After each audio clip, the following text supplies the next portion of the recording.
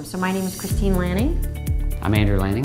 and we're with Integrated Security Technologies, and we've both been coming to the BLC for 4 or 5 years. Yeah, at least. There's a calculation worksheet that NSCA puts out that has been instrumental in our organization for converting everything from kind of like, oh, I think it's going to take 2 hours, I think it's going to take 6 hours, kind of this ambiguous, not really sure, always different depending on who estimated it, to we have an estimating and engineering department that actually uses this labor calculation. And it's something we also really promote to our customers, to be able to tell them, hey, we're not just making these numbers up. It's not like Bob in the back room saying, oh, I think it's going to take this long. We're actually using industry standards, and that's been immensely helpful in our organization. In fact, we just looked at some data. I just looked at some data from the last kind of year and a half, and actually was able to show that we were consistently under on hours based on what we were bidding. So it's made a huge difference in our organization. Yeah, I know initially we were fairly aligned with sort of the video hours for projects, but on access control, it looked like we were leaving a lot behind. So we're